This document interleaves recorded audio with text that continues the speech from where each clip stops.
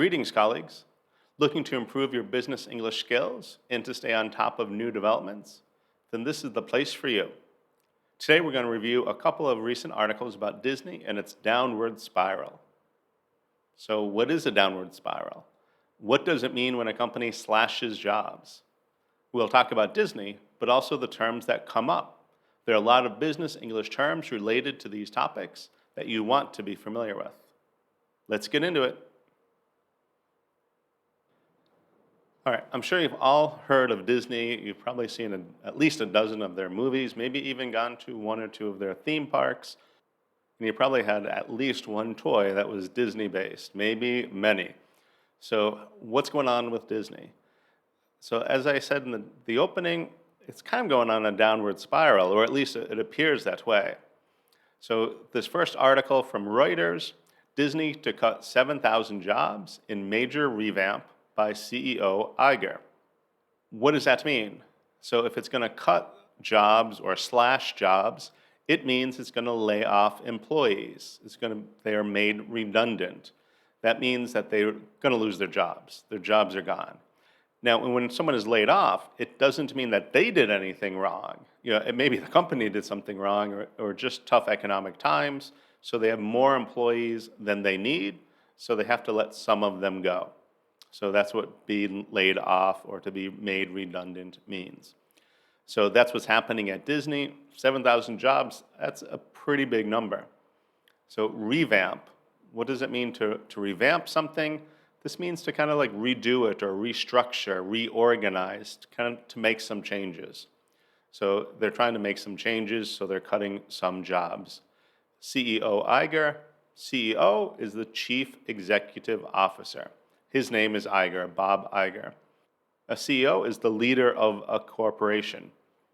They're in charge. Of course, they report to the board of directors, etc., but they're the top executive in the company. So let's look at this.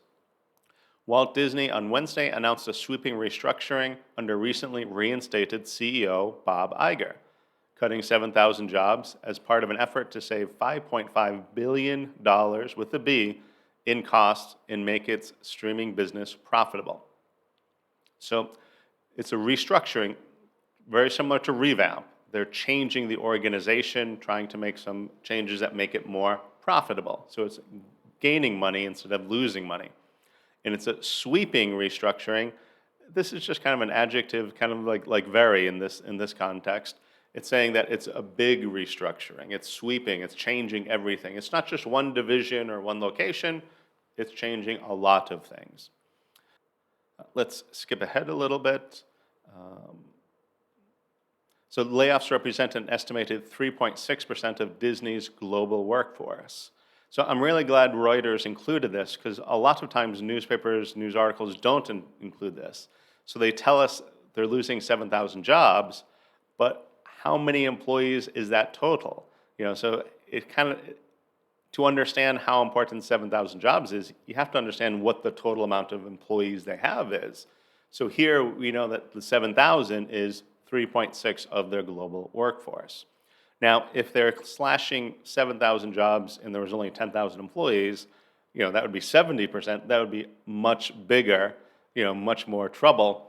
But here, it's only 3.6% of their global workforce, their employees worldwide. So it's not nearly as big as when I saw 7,000. I thought it might be a higher percentage of their employees, not knowing how many employees do they have worldwide. Shares of Disney rose 4.7% to $117.22 in after-hours trading. So Disney is a public company. It's traded on the stock market. And so the shares are worth a certain price, whatever people are willing to pay for it, and they rose almost 5% to $117. After-hours trading, in the old days, people would go to Wall Street, to the American Stock Exchange or the New York Stock Exchange or NASDAQ, and they would physically wave to each other, have certain signals to buy and sell shares. Nowadays, a lot of it is just done electronically, and so even after the close of the bell, even after the stock market closes, people are still buying and selling, but it's considered after-hours trading. So what does that mean? Well, it seems like people that are buying and selling stocks like this news. Because of these layoffs, they think Disney is going to be maybe more profitable in the long term, so their shares are more valuable. So Iger, the CEO, said streaming remained Disney's top priority.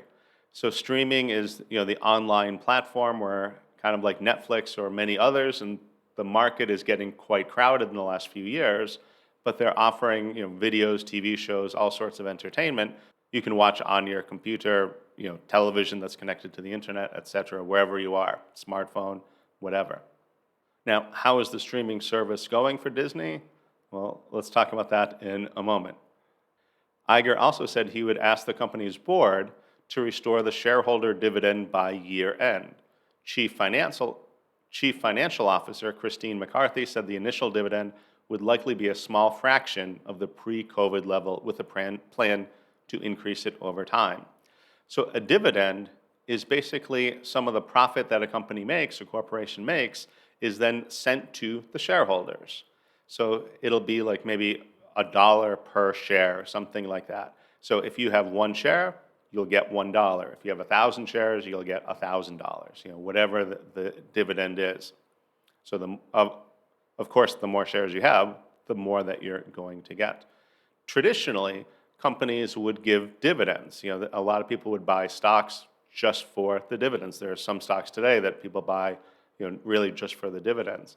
But a lot of tech stocks, a lot of new companies don't really give dividends. They kind of hold on to the profits, which I think probably isn't a good thing in the long run, but that's how most of the tech companies operate.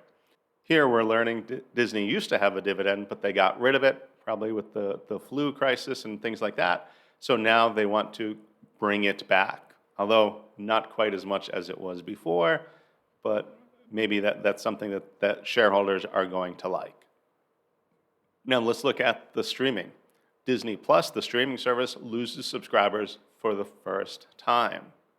And it's got a chart starting in 2020 up till today. Each quarter they gained subscribers.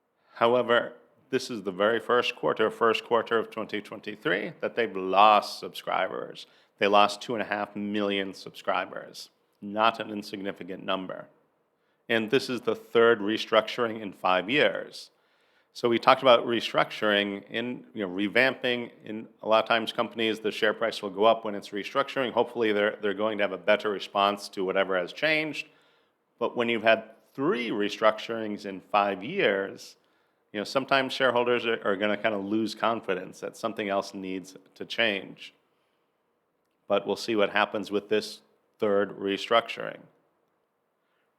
All right, now I want to hear from you. Disney has a lot of IP, a lot of intellectual property. Frozen, Toy Story, all of the classic Disney movies, and of course Marvel and Star Wars, as well as other stuff. Now, what is your favorite Disney product? Disney movie, Disney franchise, whatever it is. Post in the comments below. I want to hear, what is your favorite of everything that Disney owns? And if you're getting value from this video, then please conquer that like button and let's make it ours. Jumping ahead, the reorganization marks a new chapter in the leadership of Iger, whose first tenure as CEO began in 2005. So tenure means like term in office or term in power. So Bob Iger was the CEO of Disney, but then left, I think 2 years ago. And so he was gone for 2 hours, and then I guess the board didn't like where Disney was going, so they brought Bob Iger back. So back in his first tenure, he went on to fortify Disney with a roster of powerful entertainment brands, acquiring Pixar Animation Studios, which does Toy Story, those types of movies, Marvel Entertainment, the comic book powerhouse, and Lucasfilm, Star Wars. Iger also repositioned the company to capitalize on the streaming revolution, acquiring 21st Century Fox film and television assets in 2019, and launching the Disney Plus streaming service that fall. So on paper, it sounds like he did a lot to build up Disney. However, Marvel and Lucasfilm, they're not nearly as popular or successful as they were in the prior years. So are these franchises, is this intellectual property helping Disney, Or is it kind of an albatross around the neck bringing Disney down? Or can they turn it around and really make some profit with these, what should be profitable franchises, profitable IP? Now let's jump to another article real quick, this one from the BBC. And both these articles, I'll put the links down so feel free to read on your own. The title of this, Disney says Toy Story and Frozen sequels on the way as streaming numbers fall. This is by Monica Miller. Disney chief executive Bob Iger has announced sequels for Toy Story, Frozen, and Zootopia as he detailed plans to turn around its streaming business. So sequels are follow-up movies, not the first, but second or third, fourth, or etc. Jumping ahead, the latest installments would be the third in the Frozen franchise and a second Zootopia. There have already been 4 Toy Story films, as well as last year's spin-off Lightyear. And last year's spin-off didn't really do that well. I don't think Lightyear was very well received, and part of that might be that they didn't go with the original actor. They didn't keep Tim Allen for it. So what is a spin-off? A spin-off, as far as a movie goes, is something that kind of comes from that first movie. So Toy Story had Lightyear as one of the main stars, but then they have a spin-off, a movie just about Lightyear, just about that one character from that original cast from Toy Story. In business terms, we often think of a spin-off as maybe like a subdivision of a company, and then it's thrown out. It becomes its own company, or maybe is sold to another company, but it's spun off. Maybe it is profitable, and so they want to sell it. The big company wants to gain some cash, so they sell it or set up on its own so that they can get some cash and it'll run on its own, be independent of that parent company. Here's a shot from one of the Frozen movies. There have long been rumors that Disney would make a Frozen 3.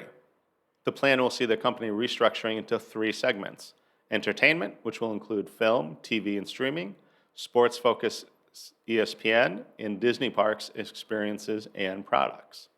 And here we have an example of, I think, a very poorly written sentence. If you'll notice, we have 3 segments, but what are the 3 segments? It's not as clear as it should be. In fact, I had to read it a couple of times to kind of figure it out, because at the very beginning we have a dash, which isn't a great way to do it, but entertainment, which will include film, TV, and streaming.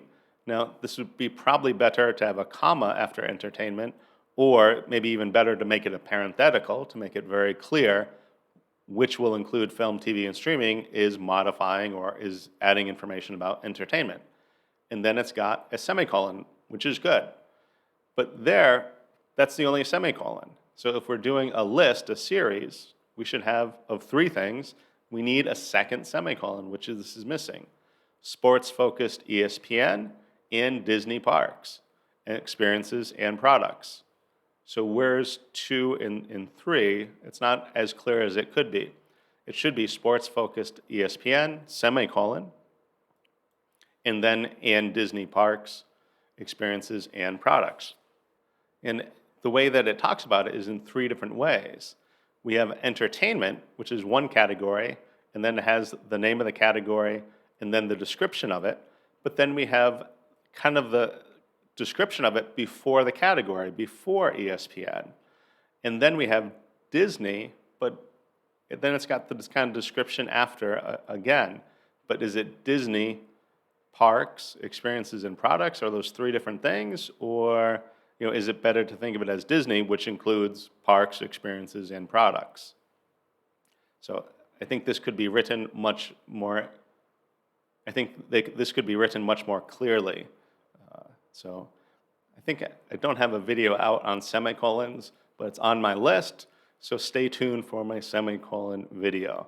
The author here should have taken advantage, or the editor should have taken advantage of another semicolon. So to continue, quoting Mr. Iger, this reorganization will result in a more cost-effective, coordinated approach to our operations. So what do you think? Is this reorganization, this restructuring, this revamping of Disney, is it going to make a difference? Is Disney on a downward spiral? Is it going around kind of like the drain in a toilet or a sink going down, down, down? Or is this just a blip? Is this just a slight hiccup? Disney will get better, it'll come around. Of course, Disney has a lot of goodwill. Lots of people throughout the world love Disney. So if they can make good products again, I'm sure people will come back to it. But is that what their goal is? I don't think it's a very good sign that they have Bob Iger back. The other guy was Bob Chapek, another Bob, was only there for a couple of years. I think maybe 2.5 years at most. And so a lot of these developments that are kind of negative for Disney, they started under Bob Iger. That you can't really blame the new guy who just got there for a lot of these structural problems. So I don't think having the same guy that they had before, I don't think that's going to help the situation in the long run. I think they probably need fresh blood who's willing to kind of change how some of these movies and other IPs are made. In the article again, Disney hasn't had the success it might have wished for in creating new animated franchises over the past few years. And I think Disney has a string of movies that are really been disappointments for them, even in big names that should have been big hits, but they weren't really made very well. They weren't really made for the audience, and the audience kind of responded. So hopefully in the future they've learned from that, but otherwise this downward spiral might continue. And I think how they've treated the audience and some of the political backlash that they've had for some of their political viewpoints that aren't very popular, has caused a lot of audience members to kind of give up on Disney, or at least to cancel Disney Plus. And there's really no mentioning of that in either of these articles, but I think that's a big part of it, unfortunately. And I don't see I don't see Bob Iger addressing that or making the changes necessary to welcome back the audience of Star Wars and Marvel and make movies that they would really enjoy, and TV shows, etc. All right, what did you think of this article? What do you think of Disney? Is it on a downward spiral going down, or will it turn around? Will it get better? So post in the comments. I'm kind of curious as to what your thoughts are. Time to conquer that like button and make it ours. If you enjoyed this video, watch our next video. If you haven't seen the video about coffee in Croatia in the Euro, check that one out too. Work hard today and enjoy tomorrow.